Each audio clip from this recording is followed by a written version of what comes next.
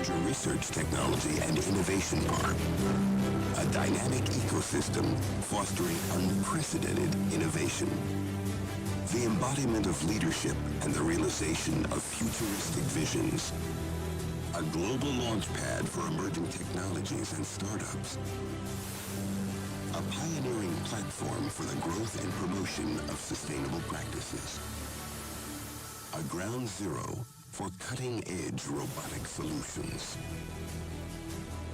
equipped with top-tier innovation facilities, a playground for additive manufacturing and 3D printing to flourish.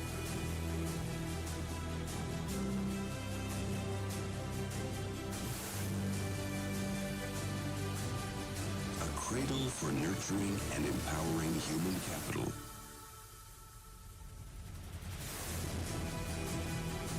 Fostering growth and knowledge in the younger generation. A nurturing space for startups and entrepreneurs.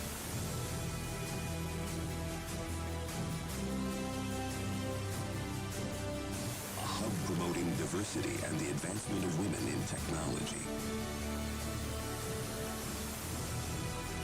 A nexus for productive networking and impactful business deals.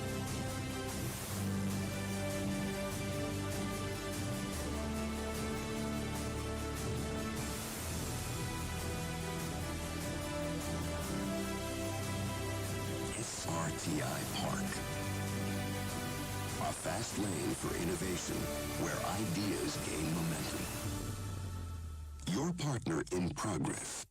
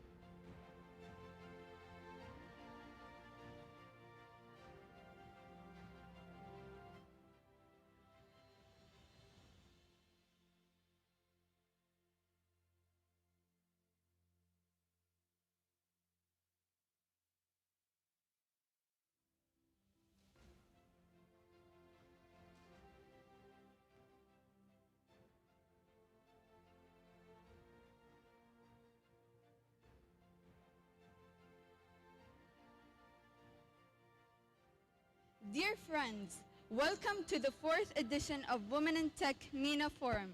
My name is Asha Al-Khayal and I'll be your MC for today. Women in technology is a growing topic of discussion. And let's face it, the tech industry has been a boys' club for far too long. But times are changing.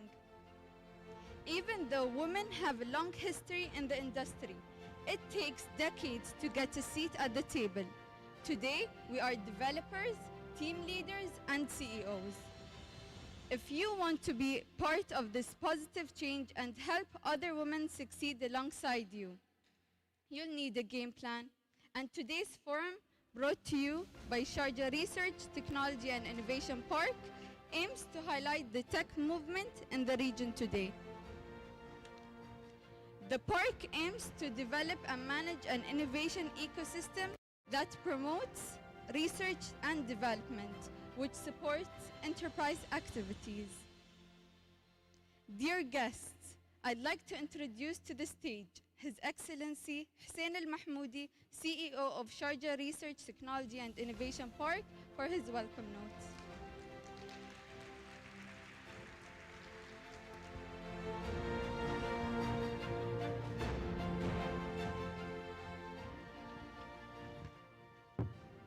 بسم الله الرحمن الرحيم. السلام عليكم ورحمة الله وبركاته. Your Excellency Sheikh Abdul bin Sultan Qasimi, Chairperson of the Sharjah Research and Technology Park, distinguished guests, ladies and gentlemen, welcome to the Sharjah Research and Technology Park. It's really very overwhelming to see all these numbers of people here. So thank you very much for making the time and attending this wonderful event. At Sharjah Research and Technology Park, we believe in diversity and inclusiveness It is embedded in our philosophy of developing this project. It reflects the vision of His Highness Sheikh Dr. Sultan bin Muhammad Al-Qasimi, ruler of Sharjah, and Her Highness Sheikh Jawahar bin Muhammad Al-Qasimi, wife of His Highness the ruler. Today's forum will focus on the role of sustainability and green technology, as well as diversity. It is a timely topic. As you know, UAE will be hosting COP28. It's a global gathering. And we at Sharjah Research and Technology Park committed to be a big player in this event and integrate whatever we do in the work of this event. I would like to take this opportunity to really thank Her Highness Sheikh Abadur for her leadership and commitment to support women, women entrepreneurship, women innovators, and women scientists. Her work is a source of aspiration for all of us to really continue this path. I'd like to take this opportunity also to thank our sponsors, who without them we could not pull this events together. So thank you very much for your support. In conclusion, I'd like also to thank our esteemed speakers. We have a list of great speakers today, and I think there's a lot of insight and knowledge that we will gather from today. Thank you very much for being here, and I wish you all the best for today. Thanks.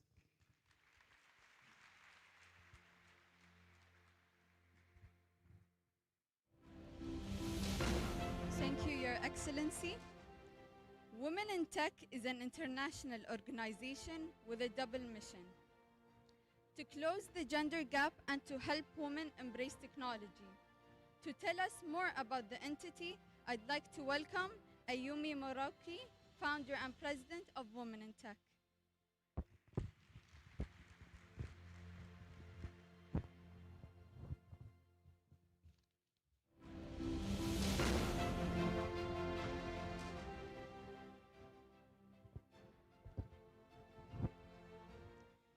Your Excellency Sheikh Abadur Al-Qasimi, Your Excellencies, distinguished guests, ladies and gentlemen, partners and friends.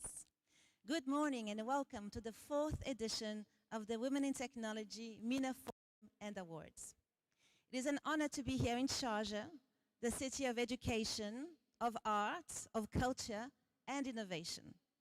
I stand before you today deeply moved by the remarkable vision and commitment of Her Excellency Sheikh Abadur Al-Qasimi in transforming Sharjah into a capital of women in power and advancement. I remember the very first time I came to Sharjah for our very premier Women in Technology Forum in February 2020. It was even before COVID. And this beautiful building that we were here was still under construction.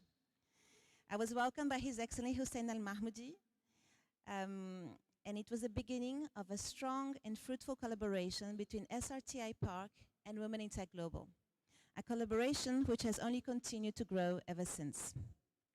Today, as we gather in this awe-inspiring setting, we have a packed agenda filled with insightful panels and networking opportunities. We will celebrate the achievements of remarkable women through our award ceremony. We will discuss the latest trends in technology and innovation that are shaping the future of technology in the MENA region and beyond. And most importantly, we are going to continue to make meaningful connections and support each other in this very exciting journey. Now, as we stand at the threshold of this 4th edition of the Women in Technology MENA Forum and Awards, I'd like to reflect briefly on our journey so far. It started with a dream to create a platform where women could come together and embrace technology, but also give them the tools to unleash their full potential in STEAM. By STEAM, I mean science, technology, engineering, the arts, and mathematics. And today we have grown into a global movement, uniting women from diverse backgrounds and cultures in pursuit of a common goal. Our community now counts over 200,000 members across the world, with 50 chapters in all 6 continents. When I founded Women in Tech some 6 years ago, I dreamt of empowering 1 woman, then 100, then 1,000. And today our mission is to impact 5 million women and girls in STEAM by 2030. But let me tell you, this mission is not just about numbers. It's about changing lives, making dreams come true, and transforming generations. It's about equipping women with the skills, the knowledge, and the opportunities they need to thrive in an ever-evolving technological landscape. It's about breaking barriers, shattering ceilings, and ensuring that every single woman and girl, regardless of her background, has a chance to shine brightly in the world of technology. So as we embark today on this forum of empowerment, of knowledge sharing and inspiration, let us remember the profound impact we can have as a united force. Let us celebrate the achievements of the past and look forward to the opportunities of the future. Thank you so much for being here today, or for being part of this incredible movement. And now it is my honor to invite Her Excellency Sheikh Budur Al-Qasimi to address her opening remarks.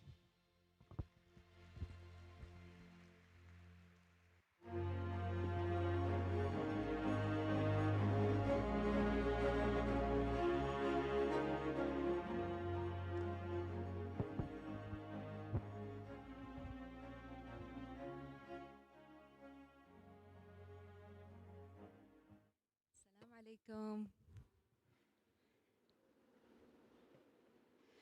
Good afternoon, everyone. I have to say, when I walked in today, I thought I was at the wrong event. It says women in tech, and there are so many men in the audience. So thank you to all the men who are here for supporting women in technology.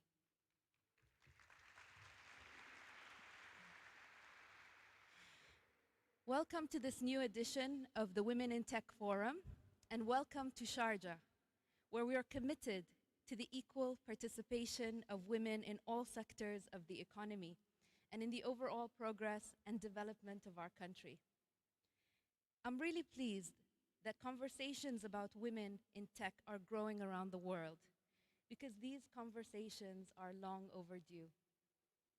We are at a crossroads of transformative change in the way technology impacts and shapes our daily lives for all of us, men and women. Therefore, everyone should be included in these conversations.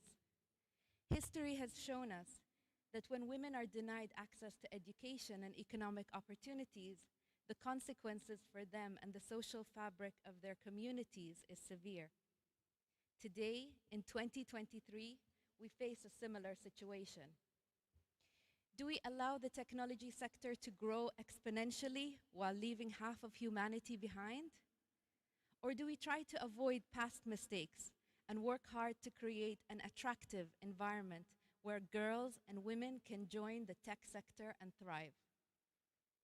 I think the answer to these questions is clear.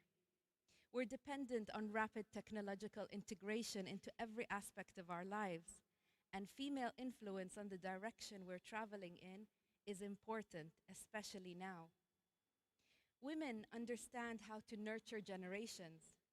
We understand the power of community, social fabric, and ethical sustainability.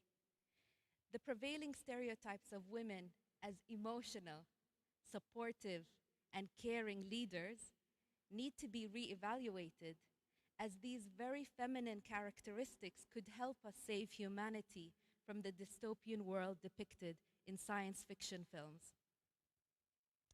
This is not to say that women cannot also be confident leaders, high achievers, and risk takers. They can be, and we have many role models.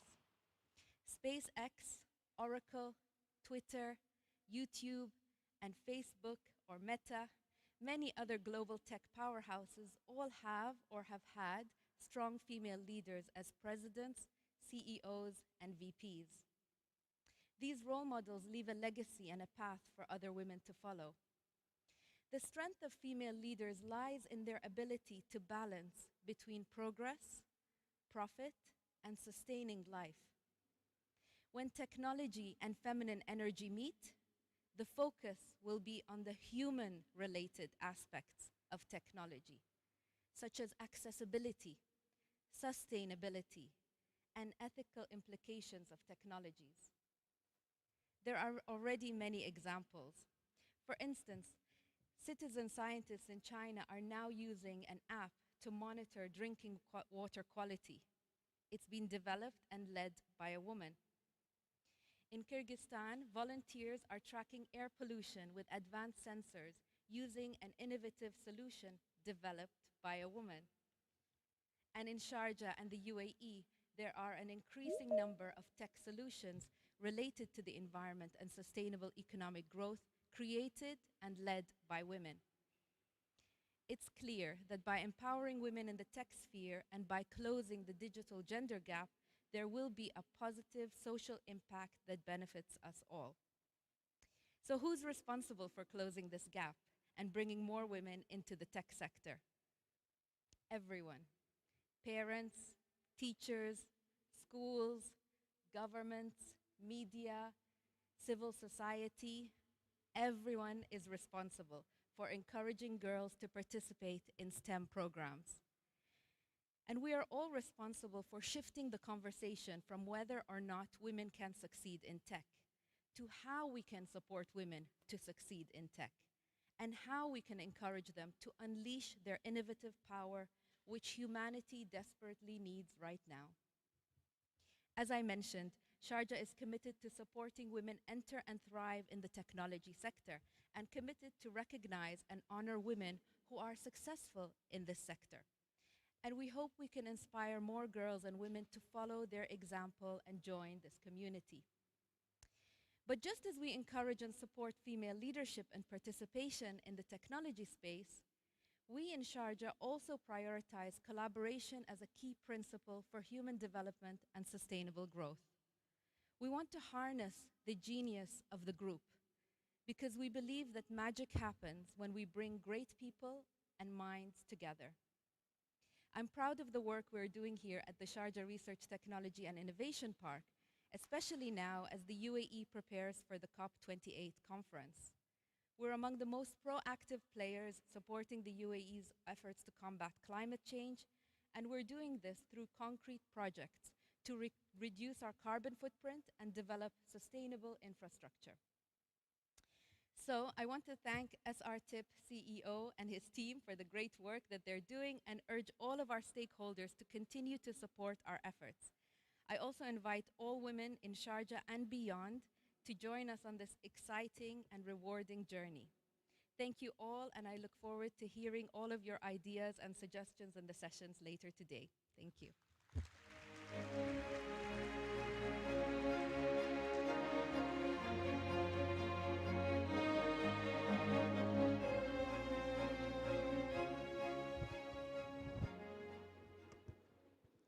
Thank you, Sheikh Badour. Ladies and gentlemen, today's agenda includes 4 panel discussions. We'll start with the first 2, followed by an award ceremony. For our first panel, Women's Leadership and Family Business, I'd like to welcome our moderator for this session, His Excellency Hussein Al-Mahmoudi, CEO of Sharjah Research Technology and Innovation Park.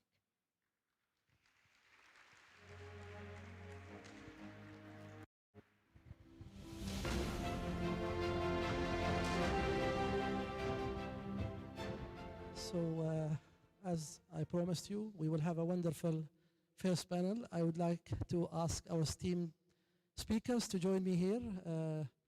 Ms. Halima Al-Awais, Dr. Ibtisam Mazrou'i, Dr. Aisha bin Bishar, Dr. Hussein Jafar.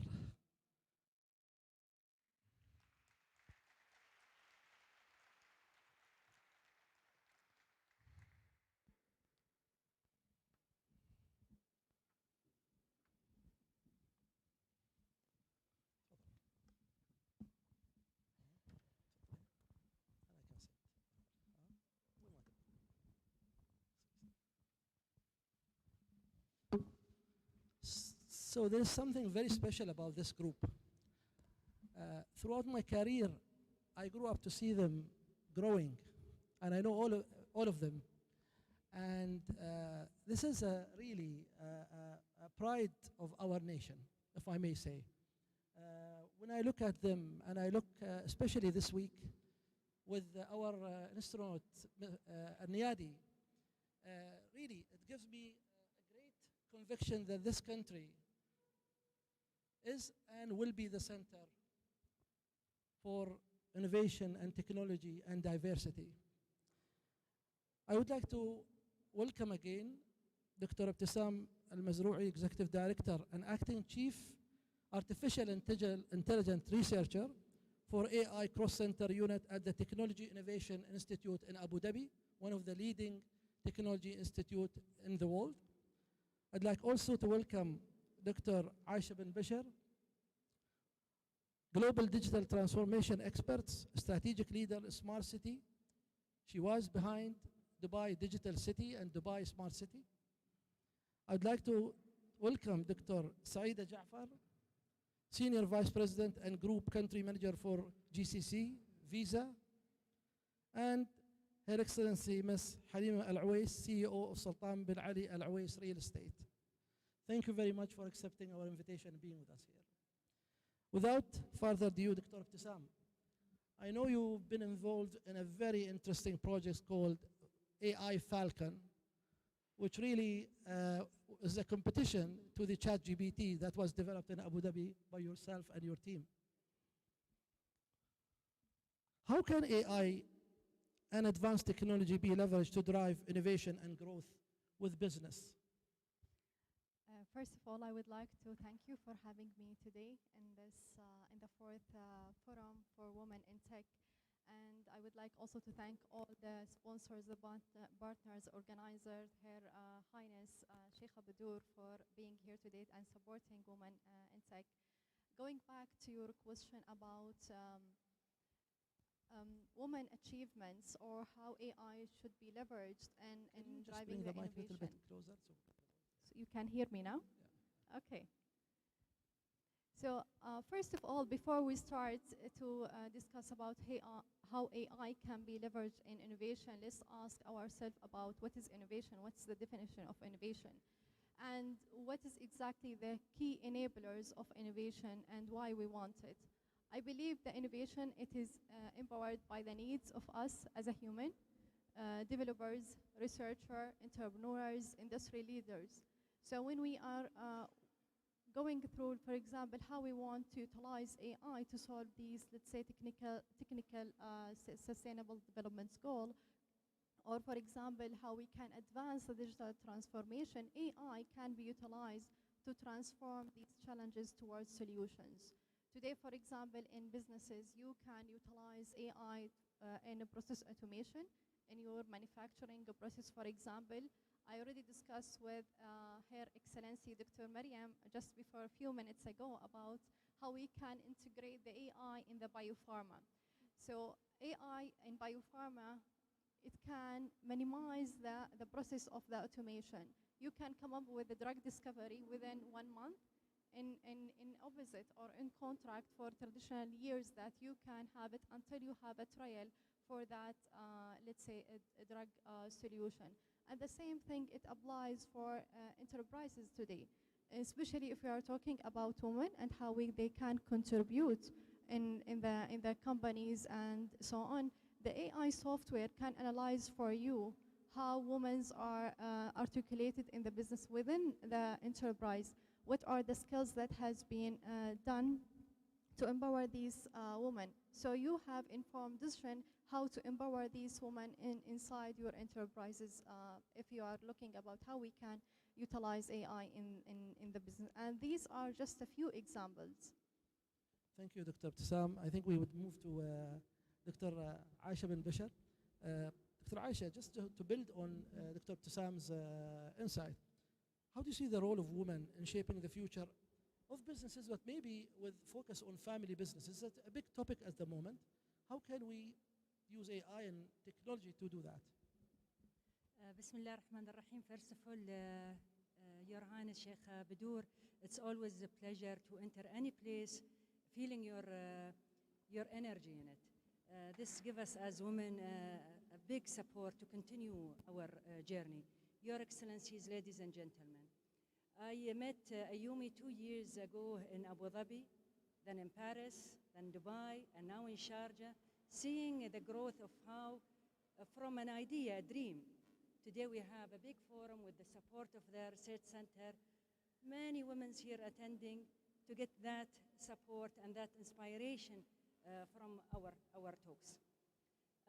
And also, I salute every single man, because like last week I was with Dr. Saeed attending a women's session. There were 2, 3 men only.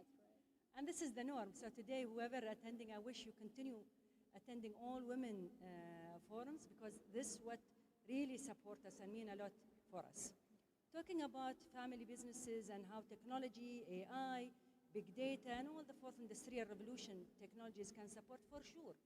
Today, families, if they don't utilize such technologies, they will stagnate. Today, in the last few decades, we were very closed economies in cities or countries. Today, with the globalization and the speed of enhancing these technologies, making us a real small village, without utilizing these technologies, all these businesses will vanish. So only I would say the smart chairmen, the smart family business owners who can utilize these technologies will open new doors for them to connect with others, to connect internally, and to provide best products and solutions for their clients. I see a lots of examples here in Dubai and Sharjah and Abu Dhabi, many small families used to be traditional businesses. And here come the young girl in this family talking about, why don't we put an app? Why don't we open an e-commerce for our businesses? This will enhance our outreach.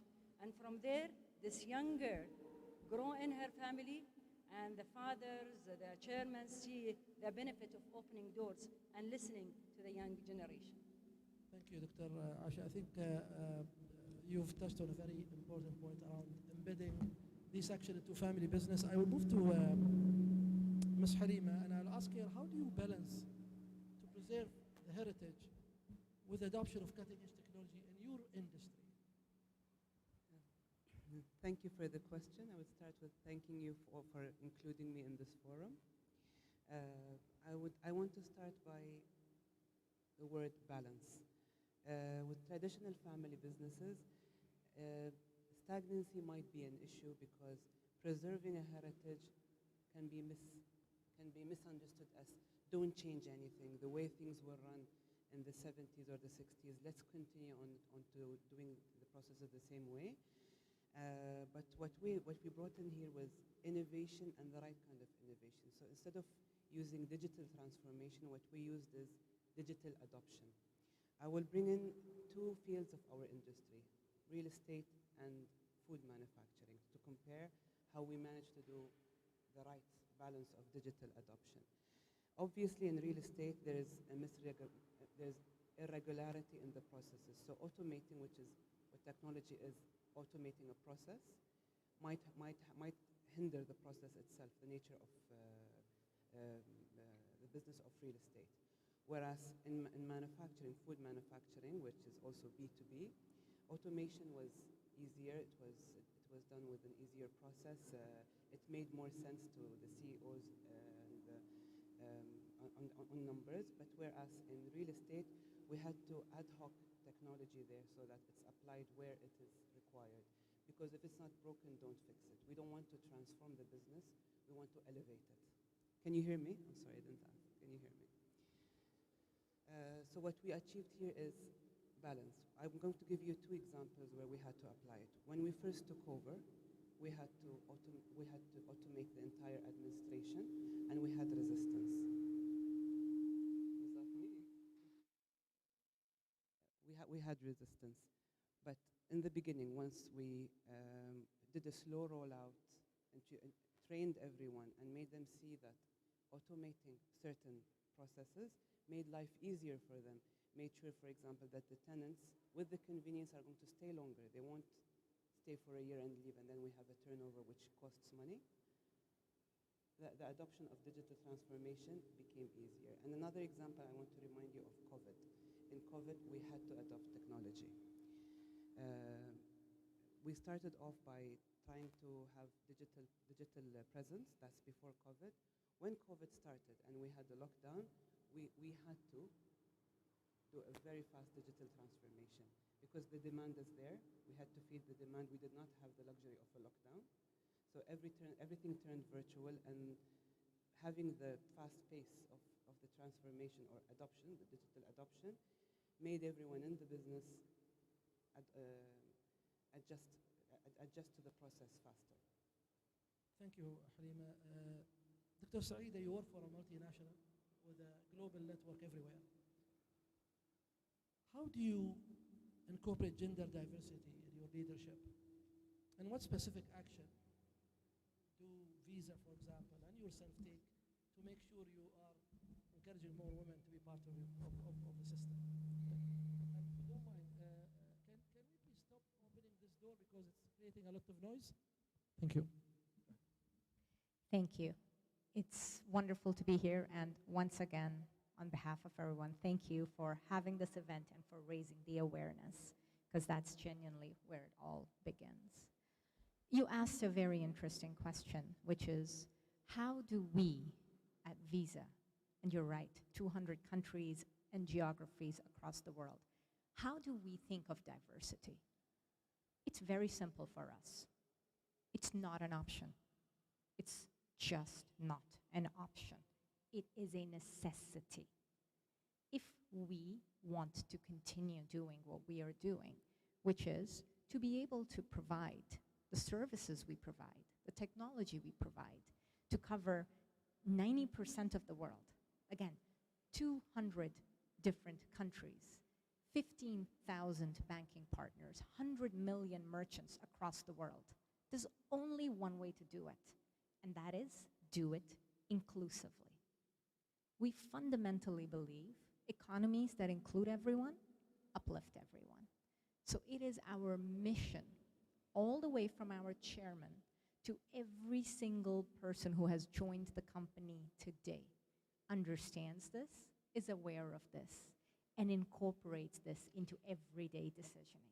This is not about rubber stamping. This is not about saying, hey, look at that. My gender diversity is 20%, 30%. I went up, I went down. No, that's not what this is about. This is about making sure different views are incorporated. Men, women, doesn't matter where you come from. You bring a unique view. You bring it in. You talk about it.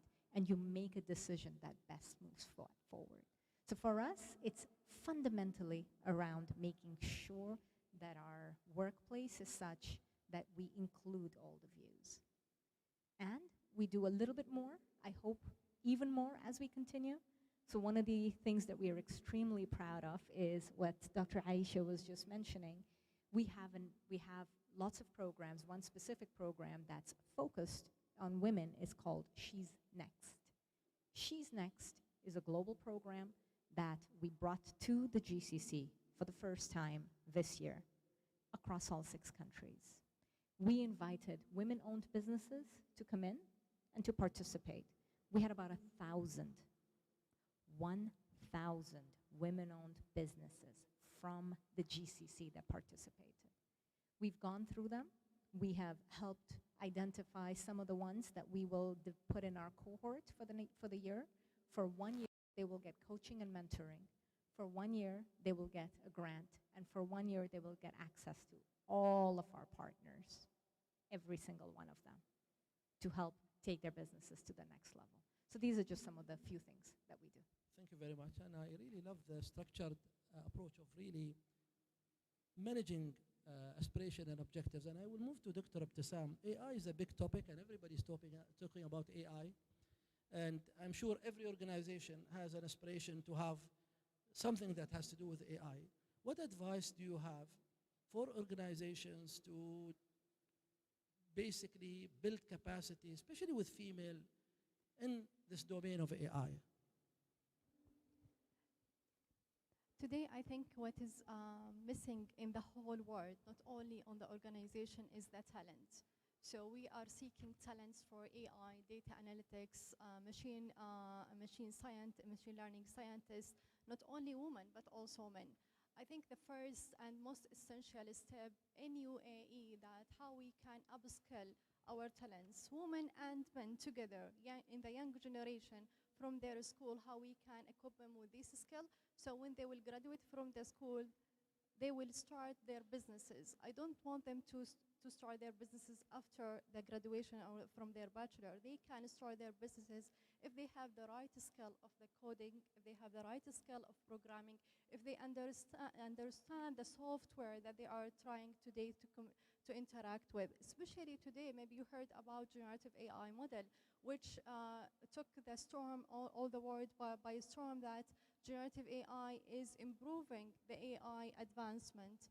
And the chatbots such as ChatGPT and in UAE, for example, you heard about Falcon, which has been developed in UAE by Technology Innovation Institute, and it outperformed Google Bard, and also it outperformed Meta Llama. How we can sustain these developments, how we can utilize these generative AI model within our organization. And I think then the thing that it's missing currently is we need to interact with these advancements in terms of the AI application. What are the skills that we are lacking currently, and how we can upskill our talent within our organization. Thank you, Dr. Ibtisam, and would love to really learn from you how you do it, and maybe we can also collaborate. Dr. Aisha bin Bashar, you've spent a lot of time working for the Dubai government, in charge of the smart city development. The moment you are involved with one of the biggest real estate company in the world, Emaar. You've been around, and you are a role model for many girls and many institutions. How can we encourage people like you to play a more active role in developing young generation females? Hussein, when I was young, and this long time ago, there were only one role model for me here in UAE, Sheikha Lubna Al-Qasimi, a lady from the ruling family working in tech. So all of us as ladies, and I'm sure many of the ladies in my generation, we were like, wow, we want to be like her. Today, we have, mashallah, thousands of ladies. It was her responsibility, Sheikha Lubna, to shed light that you can do. Doors that will be open for you. You just knock that door. And today, we open those doors. So we need to open also next doors for our daughters, our sisters, and the young generation. Of course, not only for women, but even men. But I mean, it is our responsibilities. It is our national responsibilities today. Not only to be a role model, but to mentor, to coach, and to, I would say it is part of every single individual as a CSR goals for each individual to make this role, to spare time, to educate, to teach, okay, to show them that it is not a rosy journey to reach wherever we reach today, but they can do it. So all these messages, and be close to them, show them that we do have real faces. These are not only faces they see in TV and magazines and newspaper. Thank you. And we open our hearts to receive also their messages, their calls, and as a woman with our emotions, play that a motherhood role. Thank you very much. And I would like really to build on this.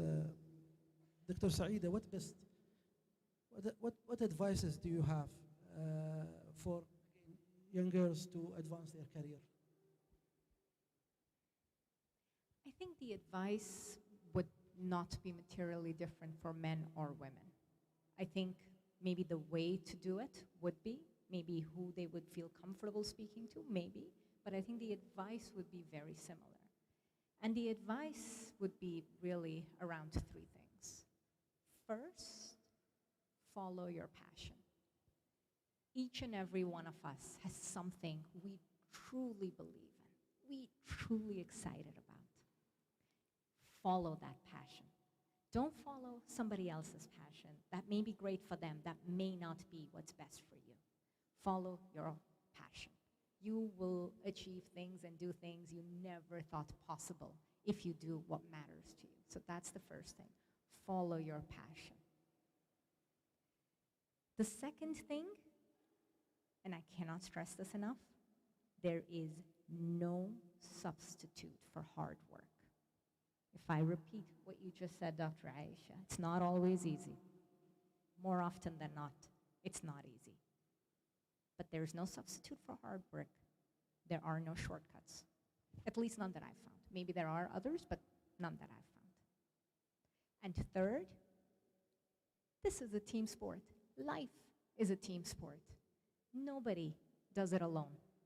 We all need each other. We all need people. We need people when we are young. We need people to help guide us. When we are very young, we need our families to embrace us. When we grow older, we need people who we work with to guide us.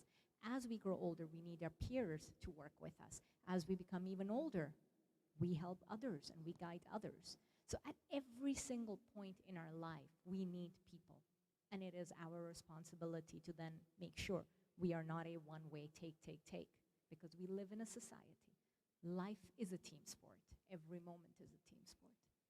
Thank you very much, and I think you've done a great job in outlining really the what we need to do, and I agree with you. This is for both genders, not only for female. Finally, my final questions, Ms. Halima, you know, there are a lot of young people who have aspiration to get to business and start their businesses. What advice do you have? You run some of the biggest businesses in the country. What advices do you have for them? I want to start with the word innovation.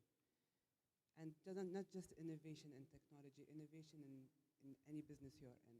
I will echo what Dr. Saida said about following your passion, because your passion is what you're strong at doing. It's your strength. And this is where you hone your strengths, and this becomes your passion, and you know that the business will be sustainable because it's built on something concrete and not on a trend. And having an agile mindset. The world is evolving every day. You have to keep up to date with whatever is going on. You have to keep your business refreshed. And I want to repeat what you said about stagnancy. We are all at risk of having stagnancy in our lives and our business. So just to make sure that the system is refreshed every few years, make sure that you keep looking at your books, keep looking at your system. What can I improve? And also tailor make what's out there to fit into the nature of your business, and not transform what is there. Just keep innovating. And as women, I want us to hone in our agile mindset. As Sheikh Abadur said, we are the caretakers, we are the custodians. Whatever we carry as skills as women, we carry it also in our business. And I want to end this with, let's hone on, as women, we are very good multitaskers. So we can do all of that at once, and with pride, we can say we can do it all at once with the responsibility that it requires. Thank you. Thank you very much, Halima. And with this great note, I would like to conclude this session, and I would like to really, in your behalf, also thank our great speakers here for their insight and for making the time. Thank you very much, and I hope to see you also soon. Thank you. Thank you.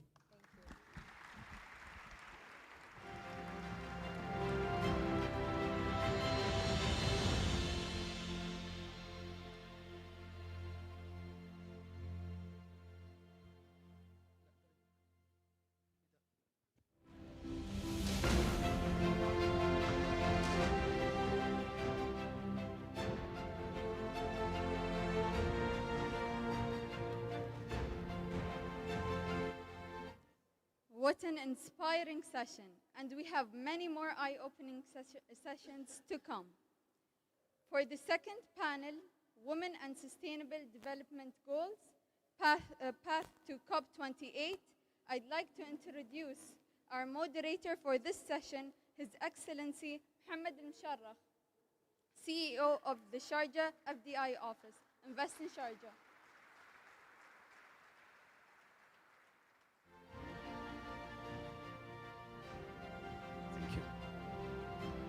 Assalamu alaikum.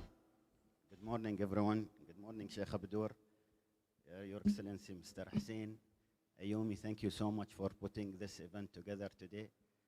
I mean, I am very proud to organize and moderate a session that has such an inspiring Emirati leaders.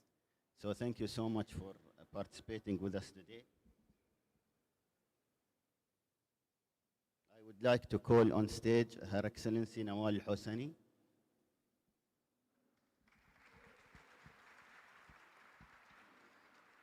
and Dr. Nawal is the permanent representative of the UAE to the International Renewable Energy Agency, IRENA. I would like also to call Dr. Mariam Muhammad Fatma Matar, founder and chairperson of UAE Genetic Diseases Association.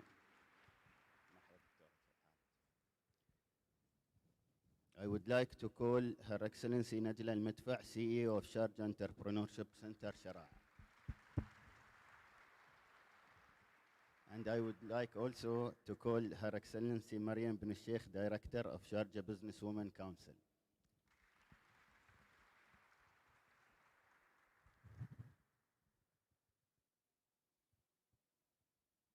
Welcome everyone again to Sharjah. And I think as we are approaching COP28, and Dr. Nawal is the representative of IRENA today, and you are also sit on the board actually of COP28. The first question will be addressed to you, Dr. Nawal. So as a representative of the UAE IRENA, a leader in green development and climate change, how is technology shaping the country's efforts to address climate change and promote sustainability, especially with regards to gender equality and women participation?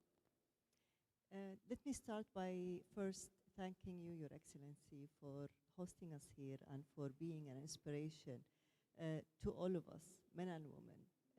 We have been seeing literally trailblazing initiatives happening from here around the world. So thank you for your leadership and thank you for hosting us.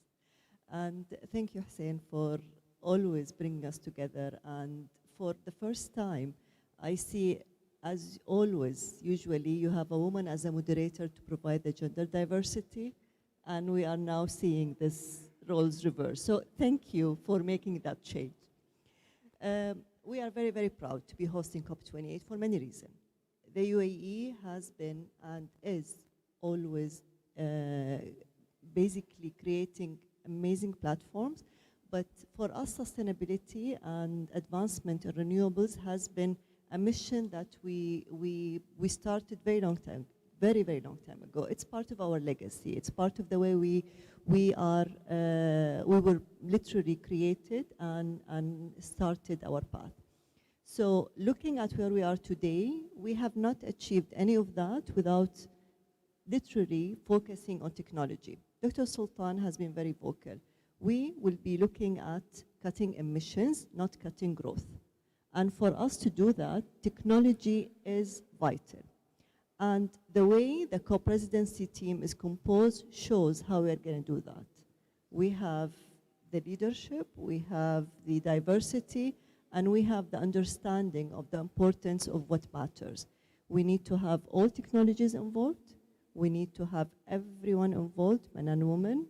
And as you see, and you heard, I'm sure, from Her Excellency Razan, from Her Excellency Shamma, diversity and inclusion is core to our COP initiatives, as it has been always a core of the UAE's journey towards where we are today and the future. So for us to achieve our all targets from net zero to hosting a successful COP, technology is a vital element and principles to do that. We won't be able to cut emissions without looking at advancement of technology, either with carbon capture and utilization, with hydrogen, et cetera, et cetera. And inclusion is going to be key for that, because there is no way we can achieve any of our targets without having men and women play an equal role and a balanced role in that journey. Because as Her Excellency Sheikh Abdur mentioned, we have different skills, we complement each other, we never compete with each other, but we definitely need to be together. And for this to happen, we have a different mindset in designing technologies, we have a different mindset in understanding how we use technologies. And we have, and this is very, very important, we have a very different way in communicating those needs to our communities. So, you know, for COP, technology is going to be a cutting across all the, what Dr. Sultan mentioned, the paradigm shifts, where we see advancement in technology, the way we look into energy transition, into improvement and enhancement of finance, into empowering lives and livelihood, and inclusion is one of the main pillars for COP28. Thank you, Dr. Anawal. I mean, we can't wait to see the COP28 happening here in UAE and the participation of different startups and technology companies from the region and UAE. Going to Dr. Maryam Mohammed Fatma Matar. I noticed that you have Fatma in your surname.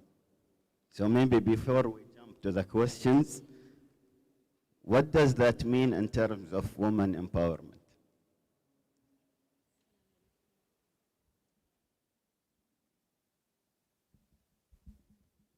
السلام عليكم جميعا، مساكم الله بالخير والسرور. سمو الشيخ الله يحفظك يا رب، شكرا على استضافتكم أخوي حسين. If we'll go back to Fatima, it goes back when I graduated from medical college in 2000, and I was qualified physician in 2001.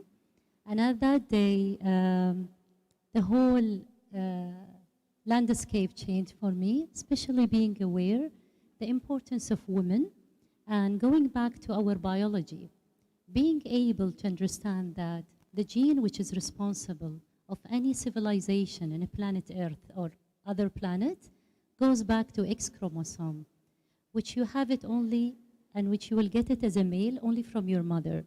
And we as a woman, we have two X chromosome. You can imagine we are twice smarter than guys, even if they don't like it, but this is biology. So I believe it's very little to give back to my mother. Wherever there is an opportunity, I write her name, and I'm working on this plan. I hope one day in my lovely country we come up with this initiative. And by the way, it doesn't conflict with any religious or cultural value, because still you will be called with your family name from your father's side. So it goes back to a biology which I believe a lot, and it is a solid fact which I'm trying to promote. Thank you, Doctora. I mean, this is a great statement, I think, of your efforts for women empowerment. So going back to the panel, I mean, how can we create more opportunities for empowering young women scientists? And I think this is related to what you have said earlier. Indeed, indeed. When we go back to women in technology, again, I'll be very specific from a health point of view and especially new innovation. And I'll go back specifically to drug innovation. When it's come to women empowerment, if we go back to a very humble history of innovation in pharmacogenomic and in genetics, we can see that the woman, she was pioneering in discovering the DNA. Woman, she was pioneering in coming up with all those new technology where we were able to modify and genetically engineer the genes. So when it's come to women, you go back to all those big companies and institutes. You will see women is leading that project, but she will never be in the front line. She will never be in those boards, and she will not be the final decision maker. Always she needs to wait for the CSO to approve her budget. Always she needs to wait for the board to approve her budget. So we believe in United Arab Emirates, and that is very clear with the initiative which was initiated by our leaders. We can see, Allah yahfadha, Sarah Al-Amiri, she's leading a very big part of the fundamental infrastructure of the coming 100 years of United Arab Emirates. So when it comes to women, I believe we have to start with that, and only by distinguishing those female within the organization that play a huge role in that. Number two, when we go back to initiate, for example, in such country like United Arab Emirates and GCC or NEOM in Saudi Arabia, you can see that right now, whenever they want to have an individual with capability, who is constant in whatever she thinks about as an outcome, they end up going around, end up having a female in that era. So we believe as a woman, again, this is my opinion, I might be wrong, we don't need people to support us. We need only women, people to recognize us, regardless who are they. We as a woman, we are very powerful. We have those two X chromosomes, and you can imagine, We are in the golden era of United Arab Emirates, where we have all the support of the government. So you can imagine the energy which we have as a woman. So answering your question, as a woman, we don't need to support each other, or we don't need the support. All what we need to be recognized, to be given the opportunity, and we will do well. Going back to the point when we talk about sustainability, we all know about L'Oreal. I'm not doing any advertisement, by the way, Hussein. So majority of medication which we have right now and product for skincare, they are coming from Europe. And before 2017, unfortunately, all the experiment was going on a specific group of females. While with the advance in technology, Your Highness, we came to know the importance of including women in any clinical trials. Unfortunately, till 2017, without the technology and advance in technology and science, we were not forcing the whole pharma company to include female and male in the clinical trials. You will not find any single medication of hypertension which says 40 milligram for female, 50 milligram for male. They include us all as a human being. Apart from that, having a better understanding about the role of period, especially those 5 days in the month, how does it affect the woman's health and the sustainability of her health play a huge role. Without advancing technology and without having a female in that specific factory or in that specific innovation center, this was never in mind. So it was initiated by a female who was leading that project in a very big pharma company. And you can imagine, Your Highness, the whole era of pharmacogenomic and pharmaceutical company changed since 2017. So women do exist. They don't need support. They need to be recognized. And we wish them all the luck that they can clone our leader for the rest of the countries in the world where women will have a fair opportunity. Thank you so much, Dr. Mariam.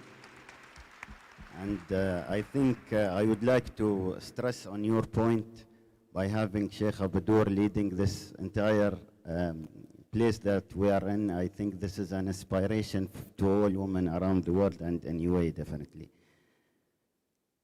Najla. So, few months ago, Shara and the Ministry of Climate Change and Environment signed an MOU during the Sharjah Foreign Direct Investment Forum to collaborate for Access Challenge Sharjah 2023 and promote Sharjah as a center for sustainability. And I know that through Shara you have done a couple of sustainability programs for startups. So how can we further enhance our support for startups in the sustainability sector besides the initiatives that you are currently doing with the ministry? Thank you. First of all, let me start and echo everyone's words. Sheikh Abdur, you are truly an inspiration, so thank you for your words and your presence today. Hussein and Ayumi, thank you for convening us together and for hosting us in this wonderful venue. I think I'll just take a few minutes to also introduce the Sharjah Entrepreneurship Center, or Shara, for those of you who aren't familiar with the center. Shara was launched in 2016 with a mandate to help start and grow companies, startups here in Sharjah, and to effectively nurture the next generation of entrepreneurs and innovators. Of course, this vision came with the leadership of Sheikh Abdur Al-Qasimi, who is also the chairperson of Shara, and thanks to her support, in the last 7 years, we have supported over 170 startups across various sectors. However, one of the things that we've learned over the last 7 years is that we have natural strengths in certain sectors here in Sharjah. Those sectors are education, or edtech, so building the future of education in Sharjah. Manufacturing, Sharjah has always been a hub for manufacturing, so how can we make it a hub for advanced manufacturing? The creative industries, how do we combine technology and culture? And then finally, and relevant to today, sustainability, especially with the presence of BIA here in Sharjah. Of the 170 startups that we have supported over the last 7 years, they have gone on to do extremely well. They've raised over $160 million in investment. They've generated over 1,600 jobs. And an interesting statistic, and one that didn't happen coincidentally, is the fact that 51% of these startups are women-led startups. If I take it another step into further detail, of these 170 startups, 30 are actually in the sustainability sector. And of those 30 startups, 22 are founded by women. And so it goes back, I think, to what a lot of our panelists today, and as well Sheikh Abdur in her speech said earlier, which is women tend to have the drive to focus on more than just financial impact. Given the feminine energy, it's more, they start these businesses in order to have an impact on the community, on the environment, and ultimately on the world. If I think about some of the startups that have come out of Shura, and one that's particularly important to us because it's also based here in Sharjah and combines both sustainability and manufacturing, a good example is Kima, that actually manufactures dissolvable tablets that basically can be put into a bottle of water and become surface cleaner. That's just one example. Another example is Pomade, who I believe are speaking later today as well. They take the waste of date palm trees and then convert them into biodegradable utensils. Interestingly, both companies, again, founded by women. Coming back to the point that you mentioned, Mohammed, which is the Access Sharjah Challenge, we didn't want to limit our support to just sustainability companies based here in the UAE. And so thanks to the support of BIA and to Sharjah Sustainable City, as well as, of course, the Ministry of Climate Change, we launched the Access Sharjah Challenge this year and managed to attract 2 startups from Italy and from Spain to actually relocate here to Sharjah and to implement their solutions in partnership with BIA and Sharjah Sustainable City. The 2 companies are working on some very innovative solutions, including using acoustics to sort waste, as well as having a dashboard to visualize your carbon footprint. So those are some of the things that we're doing in terms of the initiatives to support startups. But of course, when it comes to sustainability, we always say it's a mindset, and it's a mindset that starts when you're young. And so a lot of the work that we do is also in partnership with the American University of Sharjah and the University of Sharjah, who we work closely with to hold hackathons focused on sustainability, as well as summer incubator programs focused on sustainability. And I have to say, some of the most innovative ideas that I've seen in this field have actually come from students and recent graduates. In fact, one of them is an AUS graduate that I would love to talk about, who uses, I might be mispronouncing this, but Lucana pods, which are basically dried pea pods that you probably see on the streets outside, and takes those and uses them to actually produce fashionable items like bags to reduce the use of leather. And so again, the ideas that we're seeing from students are wonderful, and we're actually very proud this year as well to be partnering with the Abdullah Al Ghurair Foundation for Education, where we are going to be holding an ecopreneurship competition for 150 Emiratis and Arab students, where they will be working on their sustainability solutions, and we'll be announcing the 5 winners in partnership with AGFE at COP28. So we very much look forward to that. The final point that I'll make before I move on is obviously the Sharjah Entrepreneurship Festival, which is a convening that we also hold here at the Research Park every year. Please keep it in your diaries, December 16th and 17th this year. And again, one of the things that we do at the festival is make sure that sustainability is well incorporated into the agenda. And so in addition to the sustainability zone that we have, where we showcase some of the leading innovations in sustainability, we also invite leading role models and speakers in the field of sustainability to share their experiences and inspire the next generation. So a lot happening on the sustainability front, but it's very much embedded in our ethos rather than a program that we hold separately. Thank you, Najla. I mean, your efforts are truly remarkable. I mean, you are creating an excellent ecosystem for entrepreneurs and business people in Sharjah, which all of us are seeing actually here in Sharjah. And with that, I think we will move to Maryam bin Sheikh, who is the director of Sharjah Business Women Council. Mariam, you have a great podcast called Numo. So Numo is growth in Arabic, and I think the Sharjah Business Women Council has been shedding lights on role models, different Emirati role models, inspiring entrepreneurs, pioneers, and leaders that have left their mark in the business world. So for such initiatives led by women entrepreneurs and organizations in Sharjah, how do technology, innovation intersects with climate actions and sustainability efforts, and what success have been achieved in this regard? First off, I would like to say that I'm honored to be here on a panel and talk about how pivotal it is for women in technology and food security and climate change. We've come a long way as Emirati women. Decades ago, women were finding ways on how to preserve food to feed their families in our desert climate, to being one of the leading pioneers in food security. And I think that says a lot about how far we've come as the UAE, and that reflects on the report of the World Economic Forum in 2023, where UAE is actually one of the leading countries when it comes to closing the gender gap. And I'm proud to say that specifically Sharjah is leading in that, especially when it comes to women advancement in several fields, especially the non-traditional ones. And at SBWC, it is important to elevate the voices of these women and their achievements. We have in Sharjah Business Women Council over 2,200 members that vary from different sectors. But we've noticed a huge increase in women's interest when it comes to technology, and specifically sustainability by incorporating it in their different fields. So we have people that have companies, whether it's in fashion and F&B, but they are still trying to learn ways on how to include sustainability in fashion, whether it's fabric recycling, whether it's slow fashion. And then you have in F&B how to reduce food wastage.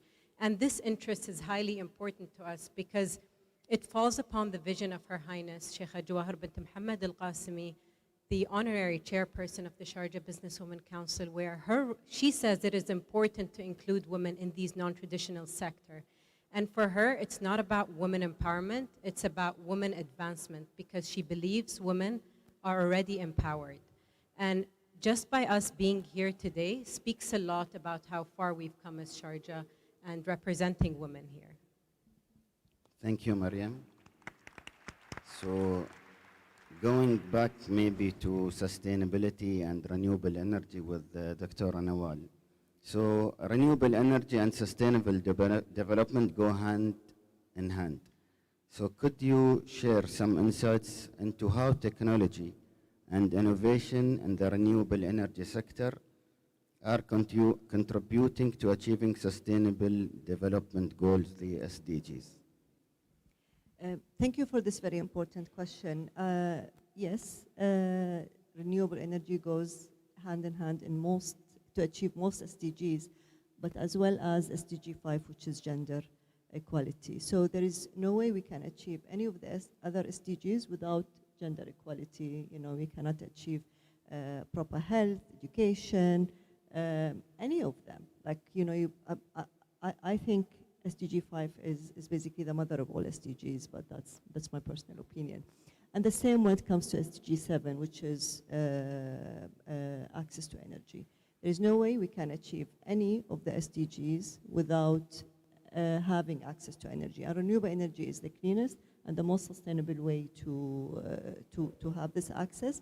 But also, there is no way for us to reach our what we call Paris Agreement targets or stay on track for the 1.5 degrees without renewables. And that's why it's extremely important for us to focus on this. And this is one of the flagship initiatives for the COP28 this year, is that we are working very closely to tripling renewables by 2030. And the UAE is already, and I'm sure you've seen the statistics, we have in very short time, we are now on the top countries when you say in per capita in solar energy. We actually advanced on countries like Germany and many European countries. Why renewables is important? Because we definitely need to continue our growth, but we need to minimize our impact on the environment. And we need to maintain the quality of life that we want to have for our people, while still minimizing our impact on the environment. And renewables will help achieve that. It is, a technology that is dropping dramatically in cost. Today, we reached parity with many traditional sources of energy for solar and for wind. And we are working with our partners to accelerate other technologies to ensure that we also with those achieve kind of commercial compatibility. We are also working very closely with our partners, and it's very important here to include the research and development and the education centers such as American University of Sharjah University, Masdar Institute, Khalifa University, where Masdar Institute now is part of in those kind of technologies, because with renewable energy the challenges now is not cost, because it's cost compatible, but other challenges such as storage. So we need to keep innovating and working towards that. So the SDGs, Sustainable Development Goal, cannot be looked into silo. We cannot look into one of them and say we have to work to achieve that one. They need to be linked together, and SDG 7 and SDG 5, both of them are going to be crucial and key to achieve all the SDGs and the sustainable development of our future. Thank you, Dr. Nawal. Going back to Dr. Mariam. Dr. Mariam, we have heard about FinTech, EdTech, but I think FemTech might be new to some of us here today in the room. So if you can describe the FemTech first, and then what role does FemTech and health tech for women can play to achieve sustainable development goals? When we talk about FemTech, we cannot go far from the capital, Abu Dhabi.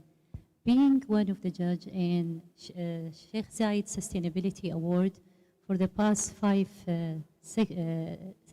cycles, we can see that majority of those female who we select finally, projects, we select from globally. And for example, this year, Your Highness, we received 20,000 applicants for the award. And when it's come to the healthcare sectors, we cannot deny, it is very clear that in the past 5 cycles, those projects which will be awarded in Sheikh Zayed Sustainability Award in Health, almost all of them were female, initiated by female or run by female. And they look at the sustainability of the health of the women and children, especially in Africa and other countries like Afghanistan and other, unfortunately, where women, she cannot have an equal access to a good health services providing. So when we go to FemTech, it is a very old organization, more than 15 years, started back in the United States, where they mainly focus and they try to attract those female in technology related to female. And when we sit in the final discussion, almost everybody talks about beauty, how women can maintain her beauty, skin, health. And when we talk about this part specifically in FemTech, now in the past 5 years, people are more interested in longevity and how female and male can live longer with a good quality of life till the last day in their destiny. And that's where FemTech, and we are trying to lead that era, where, for example, I'm sure majority of you know, I am 48 years old, but again, my kidney and my liver is still functioning. At 16 years old, my ovary is 28 years old. Again, it's not a feeling or an opinion. It is an advance in technology where we can exactly measure the efficiency and the quality of the function of different organs. Not only that, going back to sustainability, the same way we try to recycle different materials, we are very easily and very doable. We can recycle our biological age. That's what I've done. That's why I will never show my birth certificate, and I try always avoid sharing people with my ID. I wish if we can, this is another dream of mine, additional to adding my mother name. I'm looking forward before 2050, if I will live till that age, that every individual, we will start inshallah in Emirat, every individual will have 2 certificates. One is birth certificate, which identify their chronological age, and the second one, it's their biological certificate, which says exactly how old or young you are. And that, Your Highness, is very helpful for us as a woman, because unfortunately, male, they tend to go and look for a younger partner. So if he is 30, he wants his wife should be 25 and younger. But if we have this biological certificate, people will be amazed to know that he thinks he is younger. Let's say he will not go and get married to a female she's 35, but when you see his biological age, he might be 50, and she will be proudly in her 30s or 28s. So the whole era of people looking as a woman that she needs to be supported, she needs to look after, excuse me, very soon, we as a woman, with all those biological advance in technology, we will be able to pioneer all of those with an evidence base. And again, I'm not underestimating our male colleague. I love my husband, I adore him. And he was a dream of my life. By the way, Your Highness, for example, my husband, his name is Karam, he's a psychiatrist. And I never, Your Highness, thought I will be able to have a husband like him. He's exactly like Ruwayat Abir. Who read Ruwayat Abir? Yeah. So when I used to read Ruwayat Abir, my mother, she taught us you can ask Allah for anything, because Allah, He is the creator of the universe. If you will ask Him something so big for you, it's nothing for Him. So I used to always pray, Wallah, Allah ysamihni. I used to always ask Allah subhanahu wa ta'ala, Ya Allah, and I want somebody like that handsome guy, long with a broad shoulder, thin waist, tall, smart, good looking. And suddenly all those boxes ticked, subhanallah. And again, going back to a biological age. So right now, he has all those character, but when I measure his biological age, I was far, far younger than him. So I have something else to be superior to him. So that goes to Fem and Tech, where we are trying to lead the technology in the other way, rather than only focusing on sustainability, on technology, trying to focus on a core business, which would tackle a very essential part of a human being when it's come to health, either male or female, but again, going back to science, evidence-based, and technology. Thank you, Dr. Mariam. I think this was very interesting, and maybe in the next editions, I think you have to have a separate session about this topic, Hussein. Going back to Najla. Najla, you mentioned that you have supported a couple of startups led by women in sustainability. Among them is Kima. I mean, what is the next step for Kima and other women-led companies that were supported by Shara in UAE and GCC and worldwide? I mean, what plans do you have to take them further? That's a great question. You know, these companies were obviously born in Sharjah, and we're very proud of that. But we'd like to see them expand beyond Sharjah and beyond the UAE and actually cross global borders. And that's one of the areas that we're starting to focus on as well. We're starting to build partnerships with cities around the world. Last year we announced a partnership, for example, with Toronto, an incubator based in Toronto, DMZ, which allows us to not only support Canadian startups looking to establish in Sharjah, but help our startups based here in Sharjah expand globally as well. But what do we need in order to get our startups to the point where they're ready to expand? I think one of the key gaps that we have is funding. In terms of early stage funding, it's fairly limited. We don't have a lot of climate focused. Again, this is changing, so I need to acknowledge that, especially with the emphasis that has been placed on sustainability. We're seeing more of this change. But in general, we don't have enough climate focused funds. And so that's one of the things I think that will need to change. As we start to introduce corporate tax, potentially tax incentives to support these companies. One of the things that we do have, and Dr. Nawal has played a pioneering role in that, is the Zayed Future Energy Prize and then the Sheikh Zayed Sustainability Prize. And I think these sorts of grants, there's of course the Earthshot Prize that Prince William has launched as well. So I think these sorts of initial grants help these companies through the early stages, because the majority of investors, specifically VCs in the region, are still very much focused towards fintech, e-commerce, mobility, and logistics, and are less likely to put their dollars behind climate or impact-led startups. So that's one of the areas that I think will need to change in order for us to help these companies grow to the next level.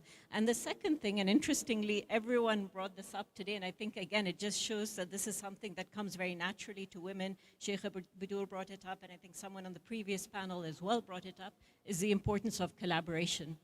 We can't do this alone as Shira'. The governments can't do this alone as governments. Academia can't do this alone. We need to come together as an ecosystem to support these startups. And I come back to the words of His Excellency Sultan Jaber, who said the climate crisis will be solved with a business mindset. Otherwise, we're going to be mired in politics the whole time. And so I think it's important for us to remember that and to bring together all the various players, whether it's academia with their focus on R&D and talent development, whether it's the private sector like BIA, whether it's regulators and the government incubators like ourselves, to really support these companies on their growth trajectory from the UAE to the world. Thank you, Najla. I think the word collaboration takes me back to Mariam. And what synergies, I mean, can we see between what Shara' is doing and what Sharjah Businesswomen Council is doing in supporting women in technology, for example? And how can we advise these women on, or what strategies can we give them to embrace technology and innovation and maybe to grow? So UAE is one of the largest, I would say, entrepreneurial ecosystems that supports the entrepreneurs when they get in the field. And just by having Shara' here in Sharjah, one of the largest centers in the UAE that highly supports entrepreneurs, especially venturing into fields of technology and sustainability, provides some sort of comfort for those that want to enter into this field. Just since COVID itself, there's been over 68% of women getting into business, and that says a lot for the interest of women coming in. And my advice would be, make sure that you have meaning and purpose into what you put. Whatever you deliver to the world, make sure it leaves the world a better place for the next generation. And in terms of support, what does one need when it comes to success? Education, mobility, soft skills, technical skills, these are all supported and available here in Sharjah, whether it's one of the largest universities in the region, American University of Sharjah, or Shara' or Sharjah Businesswomen Council, or any other entity in Sharjah. There is a highly supportive system. And I would say that at the end of the day, us women, we're the present and future, and use your femininity, I would say, as power rather than a burden to move on and pass on to the next generation. Thank you. Thank you, Mariam. I think we have just reached to the end of this session today. Thank you so much, our Emirati women leaders, for your insightful remarks, and I look forward actually to moderate another session with you in the next edition of this event. Thank you so much.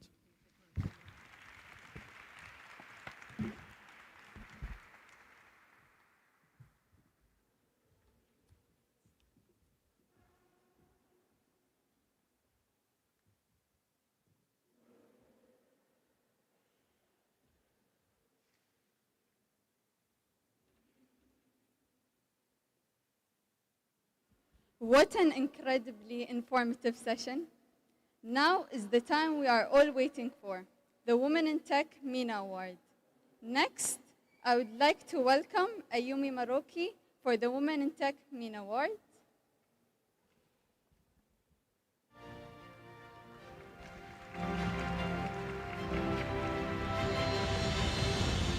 Okay, how are y'all feeling with these wonderful panels? I loved each one of them, but I must say, Dr. Matar, I loved so much. I would love to meet your husband, so we can find the same for my daughters and everything. I hope you're having a wonderful time, and we are going to be starting the celebration of our Women in Tech MENA Awards. So ever since 2018, Women in Tech, we have been identifying, recognizing, and celebrating women and allies with the annual Global Awards. But in order to ensure that every single corner of the world was represented in our Global Awards, last year we decided, well, let's have preliminary regional awards so that the finalists and the winners of every single region will come together to the Global Awards to know who are the most innovative, creative leaders in technology. So we started about a month ago in Lima, in Peru, for the Women in Tech Latam Awards. Now we are here in Sharjah for the MENA Awards. And then tomorrow I'm going to be going to Tbilisi in Georgia for the Caucasus and Central Asia Awards. Then Washington, D.C. for the America. Afterwards, Cape Town for the Africa Awards. Back to Paris for the European Awards. And go to Kuala Lumpur in Malaysia for the APEC Awards, until we're coming back to the UAE for the final Global Awards. So a huge world tour. I hope if you're going to be somewhere around the 6 continents, we'll be able to see each other again. If not, I invite you already for the Global Awards on the 16th of November. I wanted to share with you maybe just a little bit of some images of what we did last year so that you can see a little bit of what it's all about.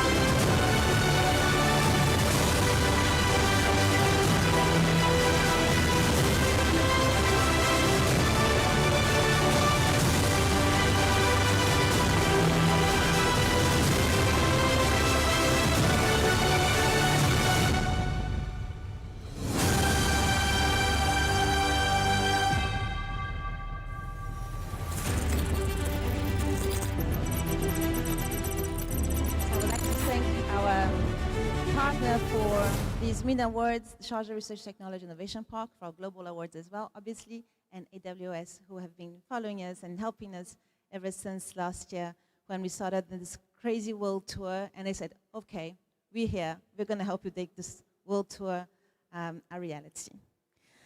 Now I would like to invite Her Excellency Sheikh Badura Qassimi and His Excellency Hussein Al-Mahmoudi to join me on stage for the award ceremony.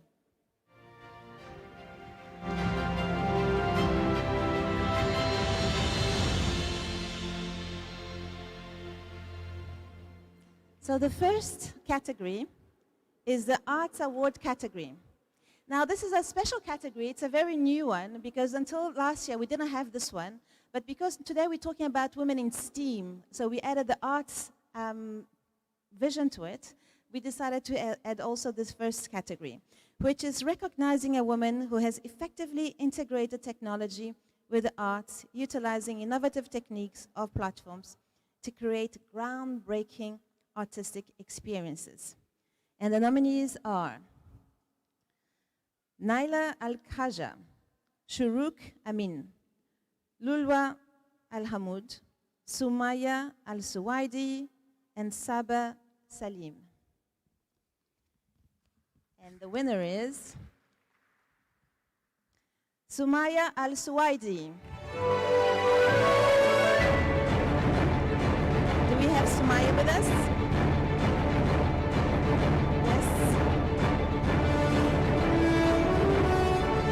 She was going to be coming with all these people. It was hard to recognize. Let's move forward with the Aspiring Teen Award. I like this category honors a young up-and-coming talent. She's here. Oh, great. I'm sorry, I didn't see. Sumaya.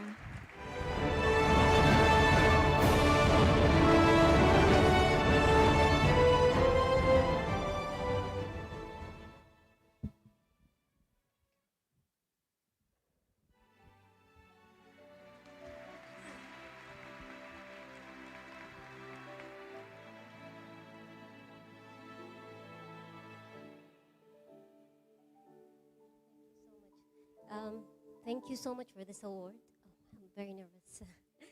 I'll take it as a testament to all the hard work that I've been doing for the past 22 years. So thank you so much. I really appreciate it. I am honored and I'm pleased to be here today with you all and amongst all these brilliant women who are awarded today. Thank you so much.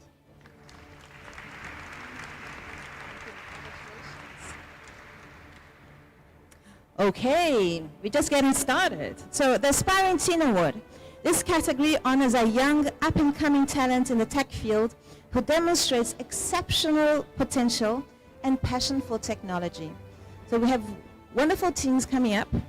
So the nominees are Lynn Mohammed Mayed, Jana Samir Salam, Noor Mazen Al-Sadat, and Hind Al-Zaruni. And the winner is, Your Highness, if you can have Noor Sadat.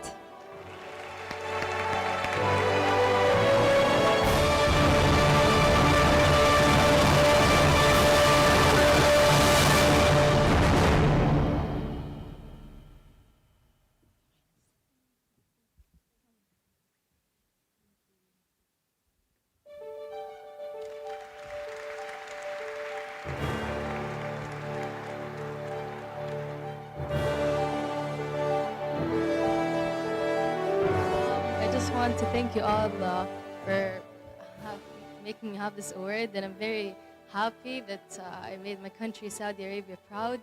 And yeah, thank you so much. So following on the website, you're going to be able to learn more about this, the finalists and the winners as well. I must say that Noor, she's a 17-year-old from Saudi Arabia. She's also a F1 pilot, if I'm not mistaken.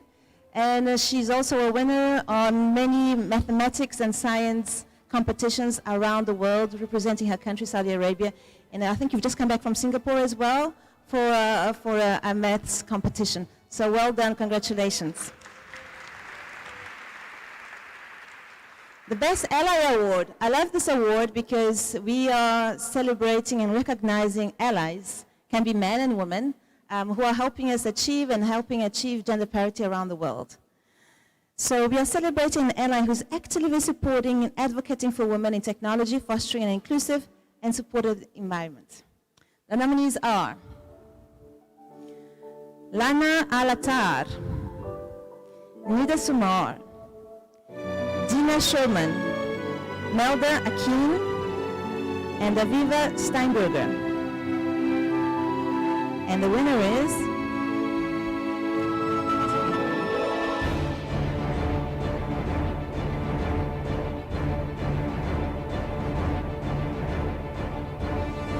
Melda Akin.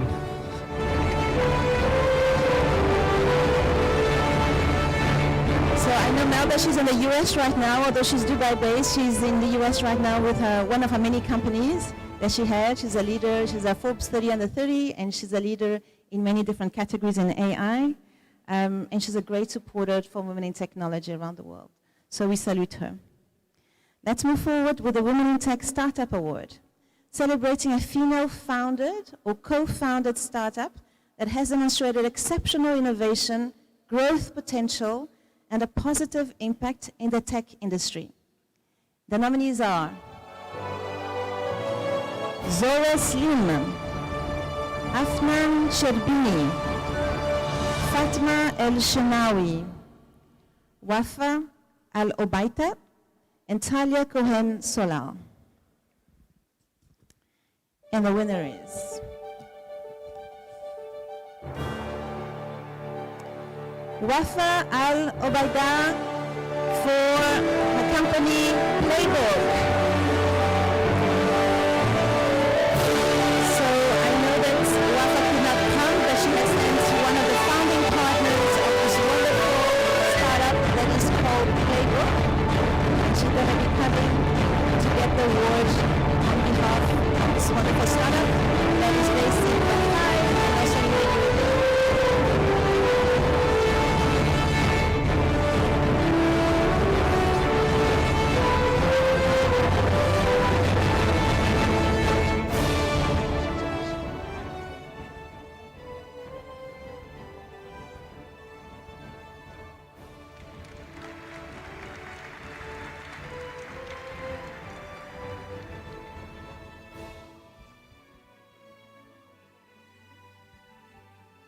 Thank you very much. We're very proud of this achievement. Being from a very small country, and now we have all over the world and the region. So thank you so much, and we're here to support women and each other. Thank you. Thank you. Okay. Now we move on to the most impactful initiative award. Acknowledging an initiative or a project that has had a remarkable impact in advancing diversity, equality, and inclusion in the tech sector. The nominees are COMCAT, Turkish WIN, the Turkish Women's International Network, Women Connect to Innovate, 2022 Female Angels, and Duar Tech. And the winner is COMCAT Tech. So I know that COMCAT Tech, they could not make it. They are from Lebanon, but I would like just to be able to share a little bit of what they do. They are a social enterprise who are helping companies build their websites, but they only hire refugees and women, and they're giving them not only the skills, but also work to help them, be able to build their business and also get good living and help their families. Thank you, so COMCAT. The Women in Web3 Award, it's a category highlighting a woman who has made significant contributions and achievements in the emerging field of Web3 technology, such as blockchain, decentralized finance, and digital currencies. The nominees are Dina Saman, Iman Herawi, Salwa Radwi, Ola Dudin, and Yasmin Al-Sharaf. And the winner is Dina Saman.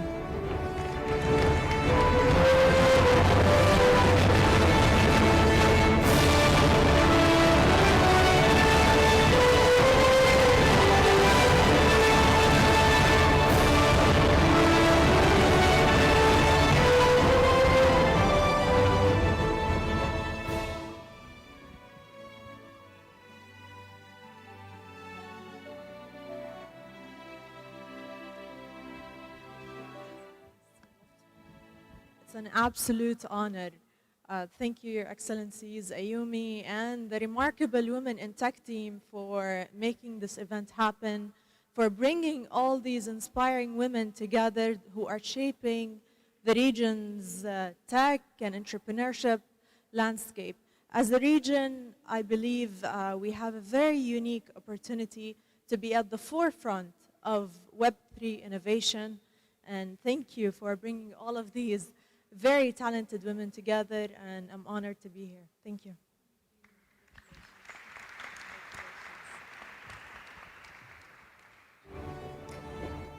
Okay, we still have 3 more awards to go.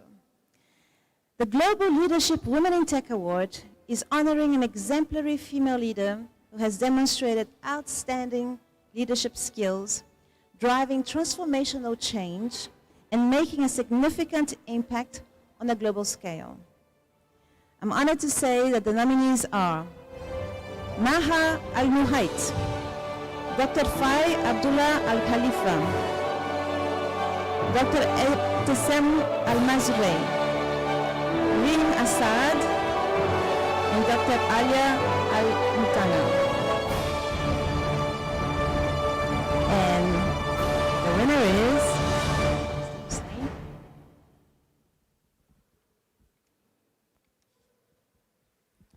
دكتور ابتسام المزروعي.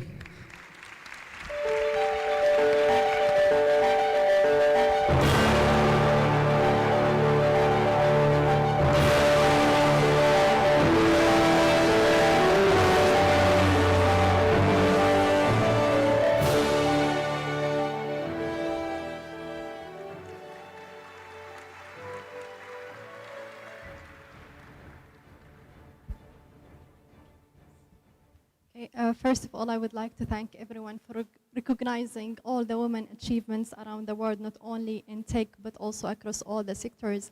I think this awards is a testament of collaboration. We always should work together towards our goal, how we can achieve the centennial goal of 2071 for our nation. Thank you, everyone. Thank you for recognizing our efforts, and I wish all the best in their future endeavors.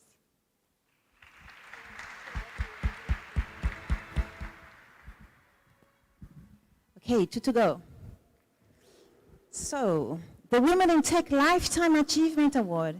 This is the highest accolade of our Women in Tech Awards. We recognize a woman who has dedicated her career to the tech and innovation industry and has consistently contributed to its advancement, leaving a lasting legacy. Very honored to say the nominees are Dr. Mariam Mohammed Fatima Matar, Raja Al-Mazrei, Hind Suhai Baman, Lamia Abdulaziz Al-Omer, Iman Al-Budan. And the Lifetime Achievement Award goes to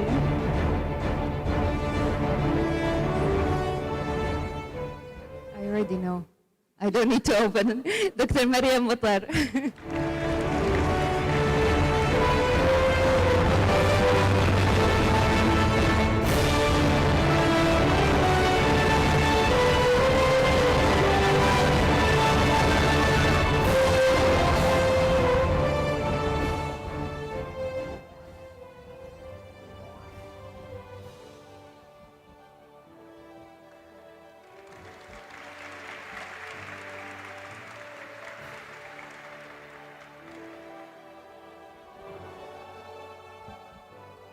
Thank you very much. This award goes for my team.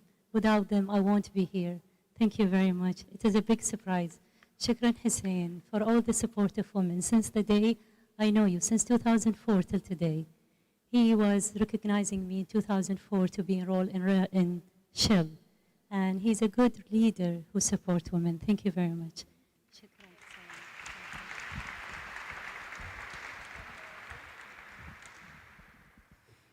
And last but not least, we have the most disruptive award powered by AWS, where we are recognizing an individual who has made the most significant impact by challenging the status quo and pushing boundaries within the tech industry. And I would like to call our partner Yasmina to help me hand out this award from AWS for the most disruptive award powered by AWS. So the nominees are Fatima Al-Kabi, Mishhal Hasheminri, Tuka Altanai, Khadija Jalawi, Asil Al-Hamad, and Ayana Barnawi. And the winner is Fatima Al-Kabi.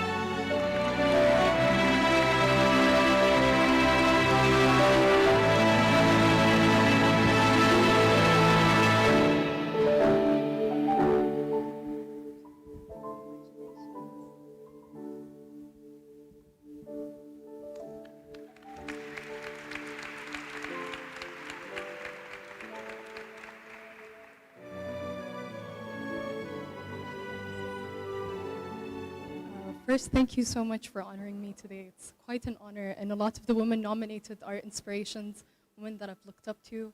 Of course, I would like to thank Her Excellency and the community of Sharjah who has nurtured my interest in technology since I was a kid, in the children's centers and Sajaya, so I owe this to them. Thank you so much.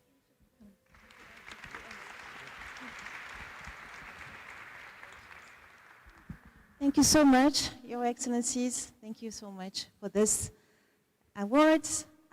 Just before, we would like to call back our great partner, Yasmina, so that we can have a few words about this AWS award about disruption.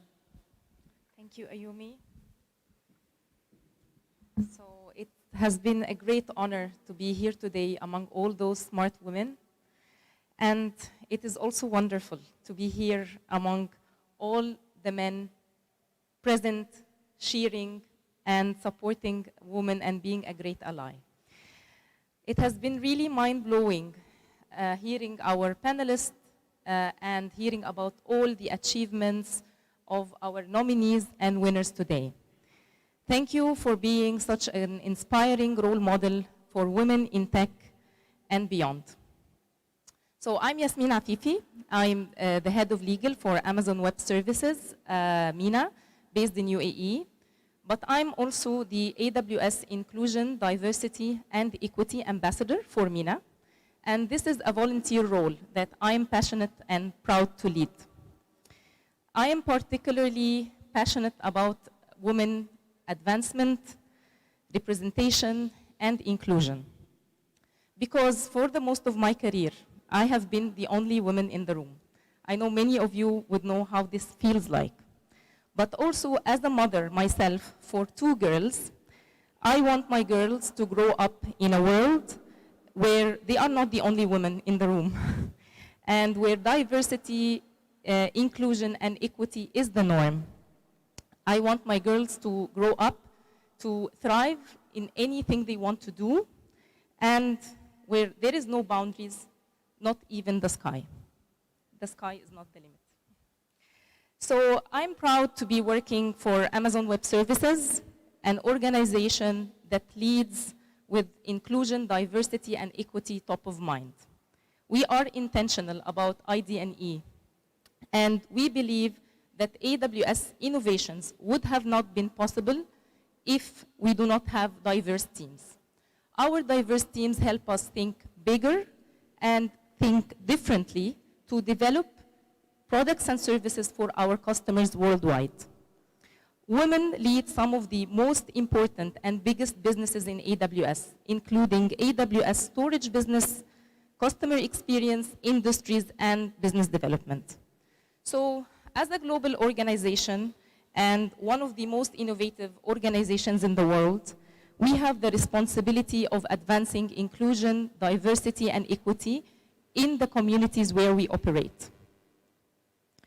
And we have a role in making a positive impact for underrepresented communities worldwide, including women.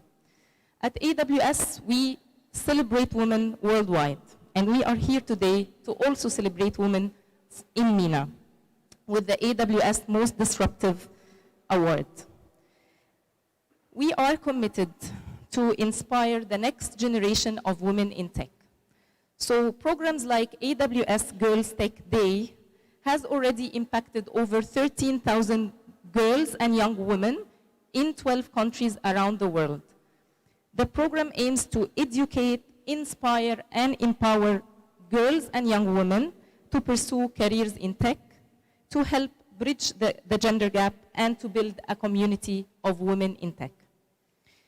Another program, AWS Get IT, helps schoolgirls aged 12 and 14 to across 13 countries to explore cloud technologies to solve real-world problems. And AWS Activate is a program that supports women entrepreneurs with the tools, resources, and funding needed to simplify every step of their startup business.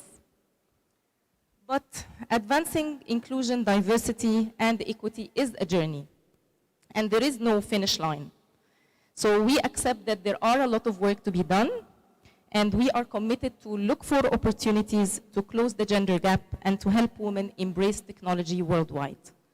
So let's change the narrative of what it is like to be women in tech. Let's be bold, unstoppable, and let's build the future of women in tech together. Thanks, everyone.